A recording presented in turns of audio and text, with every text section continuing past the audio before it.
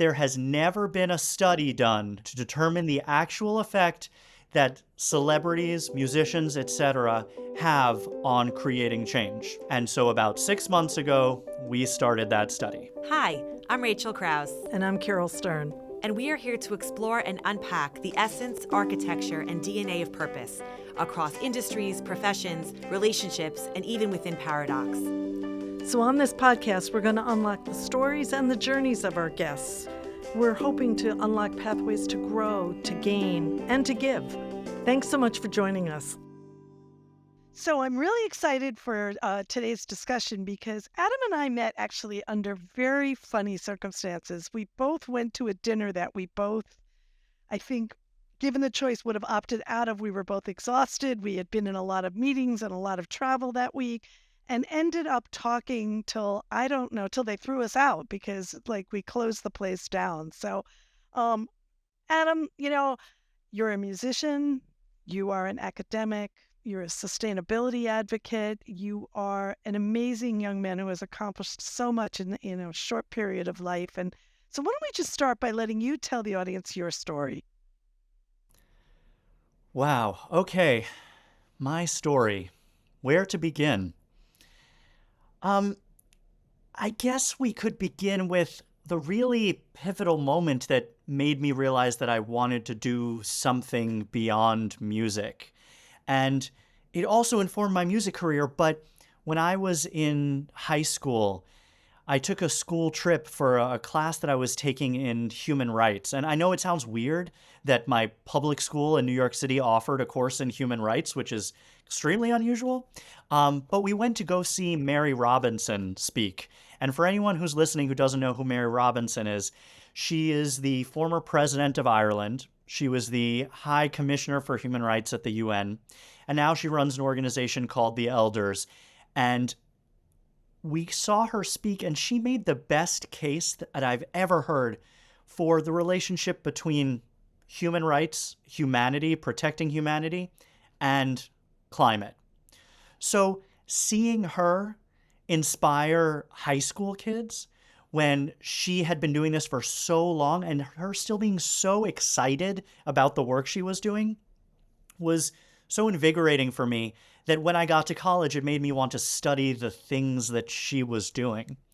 And then I guess the other piece of it is that all this time I was working in music with my brothers, and we had been creating songs and putting them out and starting to tour a little bit. And I saw the potential for building an audience around music. And then I wondered about the potential for using that audience for something different, for a cause around human rights, around climate.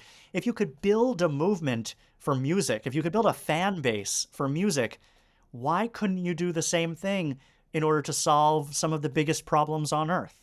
So those two kind of pieces came together for me around the same time in high school, early college years.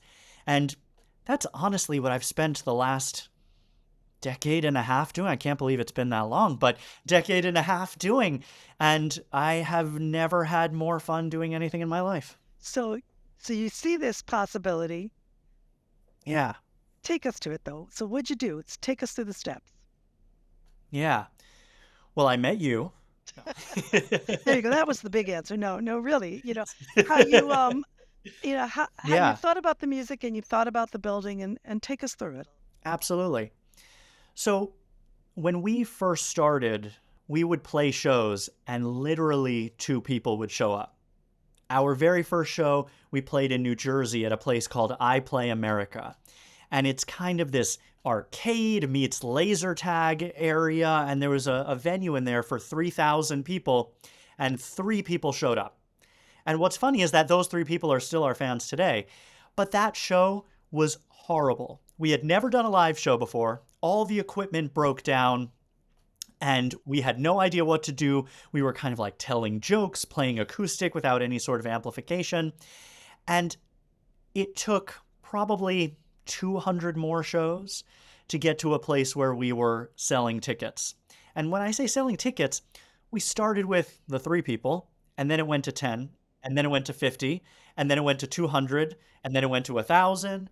And now on our next tour, we're about to announce an arena tour across the United States where we're playing arenas everywhere. And that first is insane to me because of a couple reasons. First, it shows the power that the music has when people want to understand who is saying that music and they want to come see them in person. That's what can build a loyal fan base. There are tons of artists out there that are amazing, but they'll have a really massive hit song as their first song or their second song, and they have a lot of trouble touring. It's once people start connecting to 2 songs, 3 songs, 4 songs, that they'll actually come out and see an artist in person. And all the while we were on tour, I stayed in school. I did my undergrad and then my master's and my PhD while we were on tour. So from the back of a tour bus, I had hundreds of books. I had so many meetings with different students and professors, and it was a lot of sleepless nights, a lot of, writing. And in the same week, I defended my PhD over Zoom on Monday. And that Friday, I played Madison Square Garden for the first time.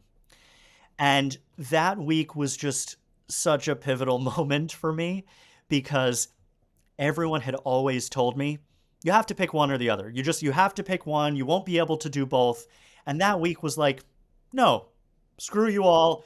I did it. These 2 things in 1 week are, kind of the pinnacle of what I wanted to do in both of those fields. And obviously since then I've set new goals for myself. But that's kind of how it came about. I've always loved being in school, and it's a really weird thing to say because most people I know hate school. And my professors were always saying, "Oh, what are you going to do with this degree? What are you going to become a professor? Are you going to, write? And I said, I don't know. I just like being in school and I like learning. And to be able to do that during the day and to perform at night just filled me up in a way that I'm not sure anything else would. And now I can start to get into some of the, okay, what did I do specifically with what I learned in school and what I learned in music? But I will stop there for a moment because I've just been talking nonstop. It's amazing actually to hear about your pairing of passions, and how you describe what should seem like disparate paths. And you found the connective tissue that not only gave you the opportunity to explore and optimize all, but they all optimize each other and they kind of invigorate and oxygenate each other. Yeah, it's a good point because a lot of the kind of talks that I give when I go and kind of give a speech, or whether it's at a rally or a college, I talk a lot about the history of protest music. And I talk a lot about everything from the Revolutionary War to how Yankee Doodle was a song that was sung by the Brits and it was taken on by the Americans in order to, make fun of the Brits at the end of the war. And then I talk about slave music and how important it was as a tool to help slaves escape from the South. Music from the 50s and 60s, protest music, huge revolution, huge power of that. And while I think that's incredibly important, and even in our music, we do talk about the role that advocacy has in music itself, I think there's an even more powerful thing about music and about the live space and about bringing people together that connects to that other passion of mine. And I saw this moment on our last tour in Dallas. We were playing at an outdoor venue in Dallas, and our music is rather progressive. We talk about gay rights. We talk about having a female president. We talk about quinoa, the most progressive of the grains. And after the show, I get off stage and I'm looking at what was then called Twitter, and I see a tweet from Glenn Beck. And it turns out Glenn Beck was at our show. And Glenn Beck's Twitter bio says against ESG before it was cool. Obviously, he's against a lot of the things that I stand for in the climate space. But his tweet said something to the effect of, just went to see AJR's show. It was amazing. I love the lyrics. I love the performance. But the reason I started to listen to them was because it made me get closer to my son, who's a big fan. And that moment, seeing somebody who couldn't have more political differences from me, who couldn't believe something so different from what I believe in terms of climate issues, which is what I spent my life working on. And yet he's still there at our concert because he wants to make an emotional connection to someone in his family. Now, I thought a lot about that for many, many days and tried to figure out how we can use that need for emotional connection between people in order to get the people who are coming to shows to start to feel those emotional connections with each other for a different purpose. And in my case, it's for climate action. For other artists, it could be for abortion-related issues, immigration, healthcare, registering people to vote.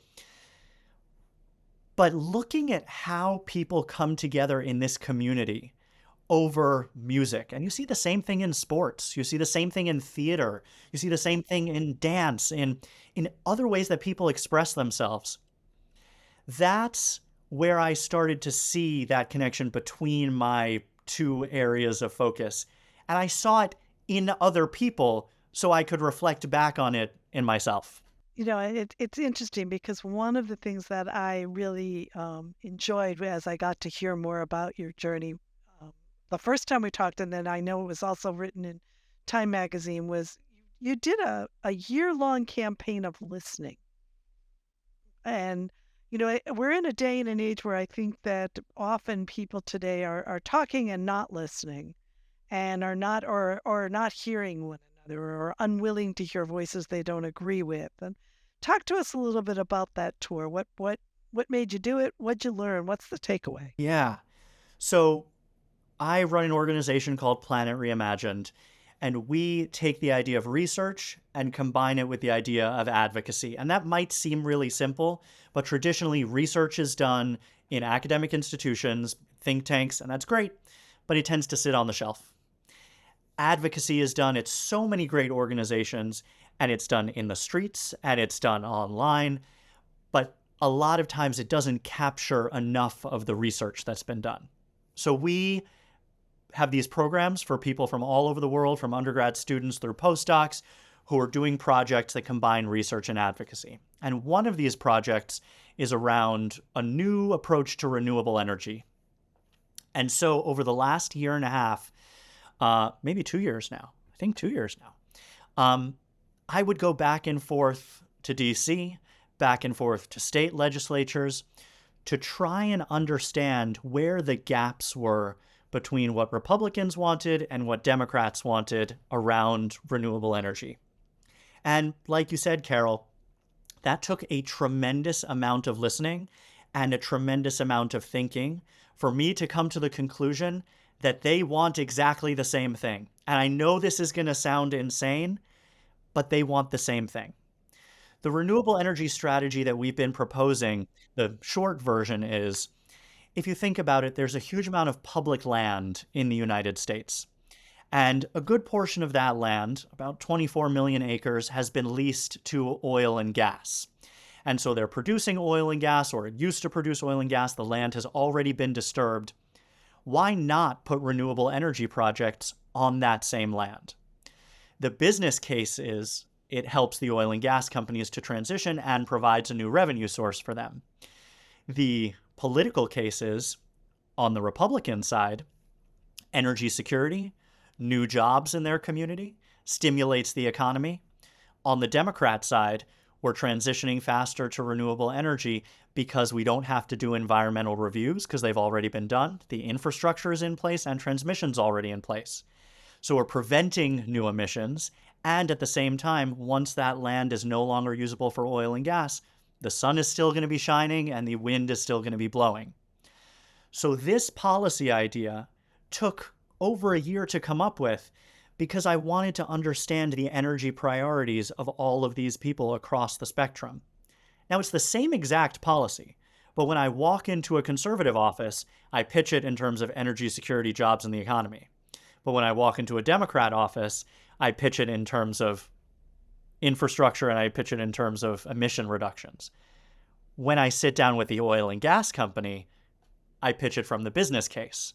When I sit down with environmental groups, I pitch it from the perspective of reducing emissions.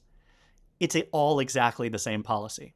It just took that long to hear what everybody wanted, to find a middle ground that they could all agree on so we can move forward faster. And that's been my project for the last year and a half. And the fellows have done an amazing job having it pass at the federal level. And now they're working on it at the state and the international level to apply it in other places. On that thread and on that note, no pun intended, how has music, because such a critical part of music, whether it's on the composition side or on the performance side, has to do with listening also. How have you found that music has shaped your ability to listen, hear, and understand and develop that ability to connect with audiences? Because a stakeholder, whether it's Democrat, Republican, or an oil and gas owner, how have you found that music has helped you become a sharper and more critical listener? I have never gotten that question before, and it's an amazing question. So I've never had to think about the answer, but as soon as you asked it, everything came together and it made so much sense for me. So I play the bass on stage, and the bass is the kind of underlying instrument that both has percussive qualities and melodic qualities. So it is kind of this river that runs at the bottom of the songs. And you don't necessarily know it when you're listening or at a concert and say, that's the bass, that's what it's contributing. But when it's not there, you know that it's missing. So I feel like my role in the climate movement is the same kind of thing. I'm not the kind of person who's standing at the front of a protest saying, rah, rah, rah. I'm the kind of person that makes sure the protest continues to happen and that the movement continues to move along. I feel like I'm playing that bass line to get everything continuing to move. Listening when you're on stage is the only way that a concert happens. And I'm not going to be able to play my piece of it if I'm not listening to the drums and the guitar and the keyboard and the vocals and the trumpets. But at the same time, what the audience doesn't hear is that on stage we have something called a talkback, which I can flip my microphone using a foot switch to be the kind of microphone where only the other people on stage can hear it, not the audience. So I can say something like, okay, we're swapping these two songs, and then we're going to cut the bridge out of this, and then we're going to move this over here, all live on stage, and the audience will have no idea. So to be able to make those changes in the moment and be nimble takes listening while you're playing the song and at the same time listening to something completely different so you can know what the next steps are. I really think I learned how to listen, now that you say it, from music in order to do it in the climate space. Yeah, you become like a three-dimensional surround sound listener. Yes, exactly. Sonos. I know you also talk a lot about community, and you talk about those aha moments that have kind of defined a little bit of what you and Rachel were just talking about, actually, in terms of listening and then coming together. Want to talk a minute about that as well? Sure. So I feel like I have two different senses of the term community. The first is my family. We've spent so much time on the road together, me and my brothers, that we are so incredibly close, and yet at the same time have so much respect for our differences, because we're three very different people. Ryan and Jack, my two brothers, they write most of the music, and Ryan produces it, and Jack's the lead singer, and I do a lot of the business side of things, the marketing side, planning our tours, things like that. And we really have the kind of respect for each other where we don't question each other's choices. So it's that level of trust that has built that community that has allowed us to live on a tour bus now. But before that, we were in a minivan driving 10,000 miles, just the three of us, to play in front of 10 people in each show. In another sense, we've built this fan base that's a community unlike anything I've seen. And no, we are not even close to the level of Taylor Swift or BTS, where they have these huge fan bases. But to give you an idea, a handful of years ago, we were in Salt Lake City and we were playing a show. And Salt Lake City is one of my favorite places because they really go incredibly hard at concerts. Incredibly hard. We were in the middle of a song and we realized that the audience wasn't jumping, wasn't screaming along the way they normally did. And we looked down into the audience and realized that a young woman was having a seizure in the middle of the show. And nothing like that had ever happened to us before. But we paused the music and we spoke to the fans and said, okay, something's happening over there. We need to make sure we can get the paramedics to her.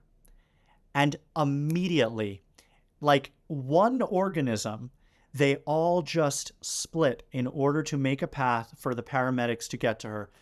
The young woman ended up being okay, and she came back for the rest of the show.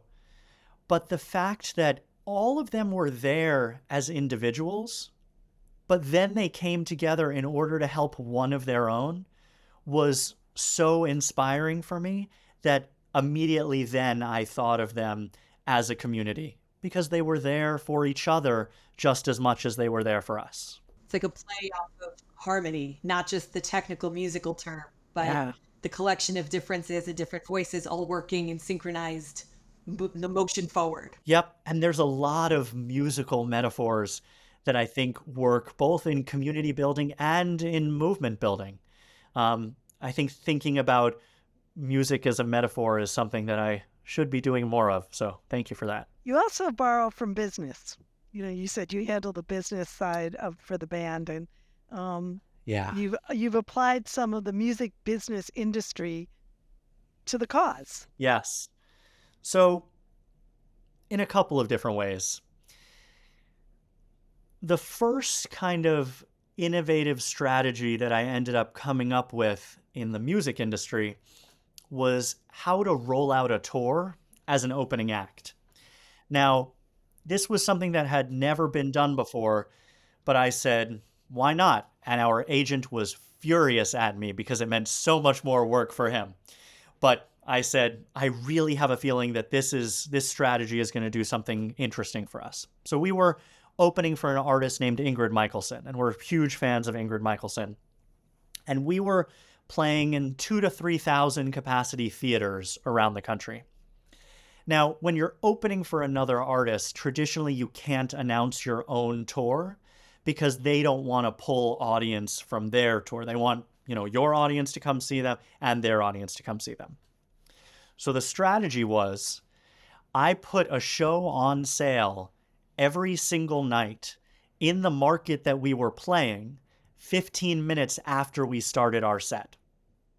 So that way I could announce from the stage with a real sense of urgency, we just put a show on sale 15 minutes ago. Grab your tickets now. Without fail, every single one of those shows sold out. And now so many artists are replicating that. It makes use of the audience you have in the room. If they like the show that you're performing, you're in the middle of the show, so it's top of mind. It's not like you're sending them an email after or a text after or trying to reach them on social media. They are in the moment. And so many of them bought tickets, and that's how the real building of our fan base started. So taking that idea of having people in that euphoria moment of being at a show and trying to get them to do something else, buy a ticket, spend money. It's that same kind of idea that I'm applying to the climate space. So we did a campaign with the UN, I guess it was about 3 or 4 years ago now, where we had different artists pick different of the sustainable development goals that they were really passionate about. And these artists, some of them were comedians, some of them were musicians, some of them were dancers. And we gave them the opportunity to create content that they knew would resonate with their fans. I know we have somebody here who has spent some time at the UN. I don't know who that is, but the traditional UN way of doing it is giving people a script that they're supposed to read about the SDGs or about a UN cause. But the difference here is we let them be completely creative and express the SDG that they cared about. So this young man created a choreographed dance piece about no poverty. We had Rainn Wilson from the TV show The Office. He did a whole comedic routine about education. And what we did was we had all these videos go up at the same time, and we incentivized people to watch the videos all the way through in exchange for $1 being donated to an organization that was relevant to the video. Now, this helped everybody. One of the hardest things for people to get online is high retention rates. The whole algorithm of TikTok is based on people watching as much of the video as possible. So we created an incentive for that. So the audience, if you watch the video all the way through, that means $1 would be donated in your name. And we did a lot of testing to determine, should it be a quarter? Should it be 50 cents? $1 was the thing that got people to watch a video all the way through. These videos were 5, 6, 7 minutes long. People were watching creative content in this moment. They were learning about the SDGs, and they felt they were donating their time because $1 was being donated to a specific cause. We raised about $120,000 in 24 hours of these videos coming out. So that's a lot of people watching these videos all the way through. It takes that moment of people being in the middle of something that they're really enjoying, this content, their favorite dancer, artist, musician, etc., and turning it into something for good, something really positive, knowing that money is going to a cause that you really believe in. So that's just one example of one of the campaigns that we've done that kind of takes that idea of getting people really excited about something and moving it into that cause-based space. And as an industry, whether it's performance or music or the world of sports, entertainment, how can this become a framework and an identity marker as part of the industry, so that it's not just individualized, but it somehow becomes Yeah. an important marker across all functions and becomes part of the ecosystem? The question that you're asking has been answered by people who think they know the answer to the question. And no hate against people who have tried this a lot. Absolutely none. But there has never been a study done to determine that, to determine the actual effect that celebrities, musicians, etc. have on creating change.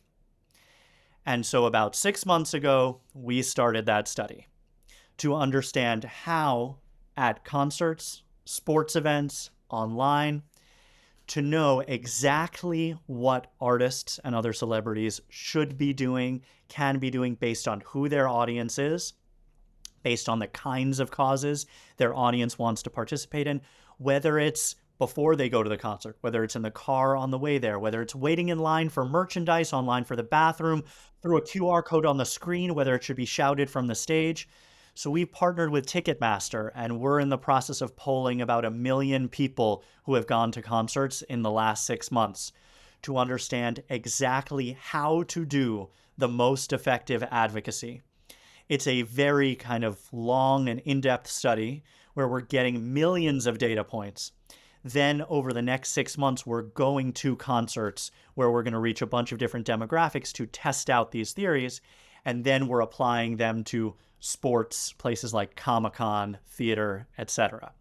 So while I don't have the actual scientific answer to your question, I have been so curious about this question that we literally went out to get funding in order to bring on new fellows at Planet Reimagined, postdoc fellows, to do this massive study and find out the answer. And we're going to make all of the results free and open source for the industry. And there'll be a very specific toolkit for artists, for venues, and for sports teams.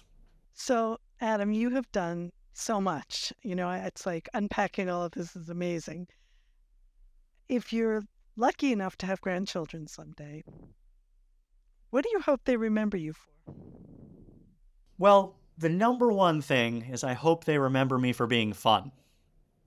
Regardless of all of these other things, I hope that I can be a fun person to them and that they remember me for happy memories.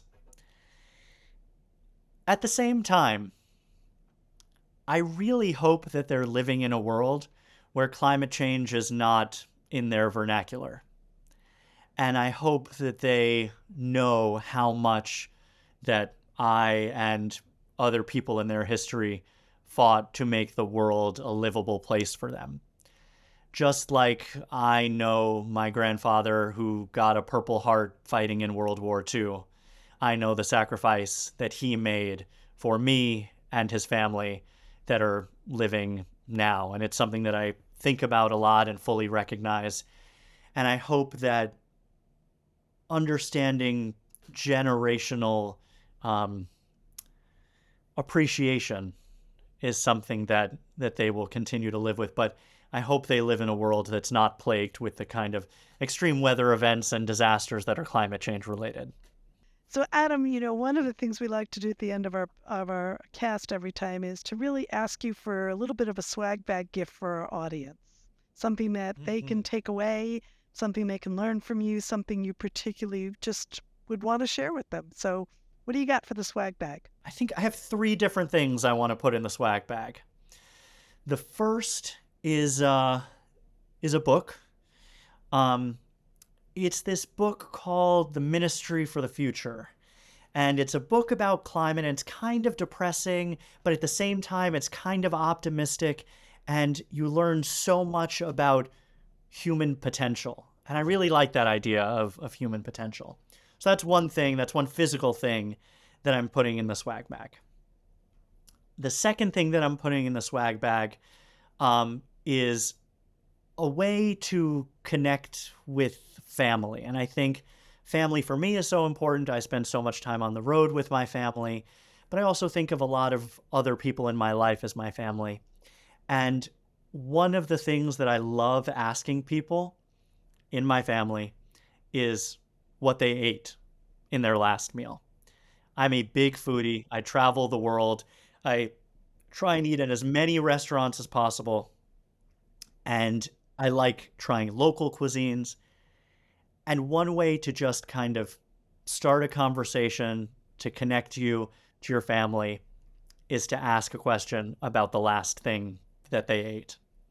So that's number 2. Number 3, as the last piece of the swag bag, is to do something for yourself. As you're listening to this, think about what that would be. And it's one of the most underestimated things is doing things for yourself, to just take a moment, think about what that might be, whether it is eating your favorite meal or, going to get a massage or sitting in silence for 10 minutes. God, I just appreciate silence so much. So those are my 3 things for the swag bag. I hope they're sufficient, and I hope you enjoy them. Thank you so much. Both Rachel and I are thrilled to have just had a chance to hear a little bit more about your purpose and how you're applying it through things you love to do. Next time I want to talk about both of you. You're on. When you're back in New York, you are on, because I can't wait for you to meet Rachel in person. Yes, please. Thanks so much for joining us. Listen on Purpose is a series as part of KindredCast from Kindred Media and Audiation, with the phenomenal music by Rachel's 10-year-old son, Noam Kraus. If you like this episode, please make sure to subscribe to KindredCast wherever you get your podcasts and leave a review letting us know what you think. We are your hosts, Rachel Kraus and Caryl Stern. Thank you for listening. And find your purpose.